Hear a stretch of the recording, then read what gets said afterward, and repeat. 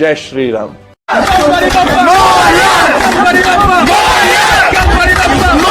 हमारी टीम को वापस बुला रहे हैं, हम ऐसा वर्ल्ड कप नहीं खेलना चाहते जिसमें हमारी इज्जत ना हो। यहाँ पर आप देख रहे हैं डेविड वार्नर कर रहे हैं पुष्पा वाला स्टाइल। जी हाँ, पाकिस्तान जिंदाबाद के नारे क्यों नहीं लगा सकते?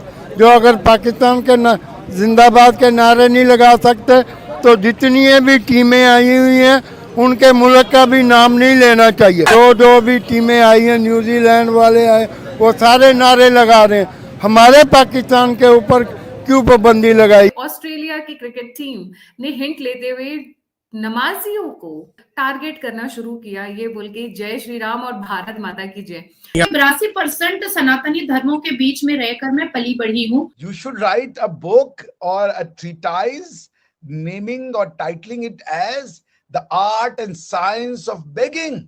क्योंकि मुझे ये धर्म में इतनी ज्यादा मर्यादा और इतनी ज्यादा रिस्पेक्ट दिखाई देती है, इनके ग्रंथों में, इनके वेद में, इनकी भक्ति में। आज पहली टेस्ट फ्लाइट है गगनयान मिशन की और इसके बाद भारत ऐसा चौथा मुल्क बन जाएगा जिसका एस्ट्रोनॉट, जिसका कोई ह्यूमन बीइंग स्पेस में जाएगा। वो चांद पे चला गया, अब वो बंदों को स्पेस भेज रहे हैं। कौन? इंडिया। जैसे कि ऑस्ट्रेलिया की क्रिकेट टीम ने हिंट लेते हुए नमाजियों को, पाकिस्तान से आए हुए आला ताला के बंदों को टारगेट करना शुरू किया, ये बोल के जय श्री राम और भारत माता की जय। स्टार्ट करूंगी उस हादसे से जिसके बाद में स्पाइरल आउट हो रही हैं चीजें। जी, इरफान पठान ने आकर एक ऐसा इंसिडेंट शेयर किया है सबके सामने जो अनएक्सपेक्टेड था। स्टे ट्यून, क्योंकि बहुत सारी चीजें निकल कर आएंगी।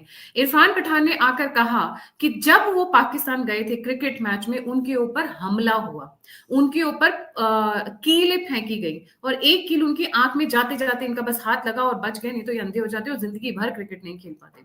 उन्होंने वो ट्वीट्स शेयर किए, वो लिंक शेयर किए और इससे स्टार्ट हुआ एक बवाल।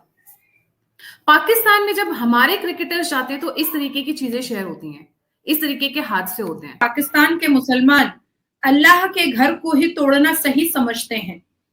मंदिरों पे बम लगाना और हिंदुओं की आस्थाओं को ठेस पहुंचाना सही समझते हैं। चर्च और गिरजाओं को तोड़ना अगर वो फक्र की बात समझते हैं तो ये तो कुरान कहता है जा से जिहाद। तो हमने ये नहीं पढ़ा है भाई, हमने ये कभी नहीं सीखा है, क्योंकि 82% सनातनी धर्मों के बीच में रहकर मैं पली बढ़ी हूँ और मैं बड़ी हुई हूँ। अभी दुर्गा पूजा आने वाला है, महालया आने वाला है, गणपति पूजा आने वाला है। सबसे ज्यादा आप मुझे देखेंगे आरती उतारते हुए, गंगा आरती से लेकर के अंजलि तक मैं देती हूँ, अंजलि तक, क्योंकि मुझे ये धर्म में इतनी ज्यादा मर्यादा और इतनी ज्यादा रिस्पेक्ट दिखाई देती है, इनके ग्रंथों में, इनके वेद में, इनकी भक्ति में, हर जगह महिलाओं को एक ऊपर का दर्जा, एक बहुत प्रथम दर्जा दिया गया है। 9 देवियां 9 शक्तियों के साथ। बताएं कोई कुरान में कि एक प्रॉफिट कोई औरत गुजरी है? कहने वाले ने तो ये तक कह डाला कुरान पाक में कि औरतें तो मुकम्मल पाक भी नहीं होती हैं, पर यहाँ तो यूनिवर्स दे दिया गया देवियों के हाथ में। यहाँ तो यूनिवर्स का कंट्रोल दे दिया गया है देवियों के हाथ में। यहाँ तो जय सिया राम बोला जाता है ताकि सीता मैया का नाम पहले आए और राम भगवान का नाम बाद में आए, ताकि सीता मैया को पहले सम्मान मिले और भगवान राम को बाद में सम्मान मिले। मैं श्री कृष्ण की पूजा कर रही थी, जो वीडियो बहुत वायरल हो रहा है, बहुत धड़ल्ले से वायरल हो रहा है। मात्र 4 या 5 घंटे में मतलब 1 मिलियन से ज्यादा व्यूज हो गया है। तो मैं श्री कृष्ण की पूजा कर रही थी। 64 काबिलियत रखने वाले, मैं बहुत थोड़े से मैं खत्म कर रही हूँ। 64 काबिलियत रखने वाले श्री कृष्ण अगर अपने मुंह को खोले तो पूरा विश्व नजर आ जाए।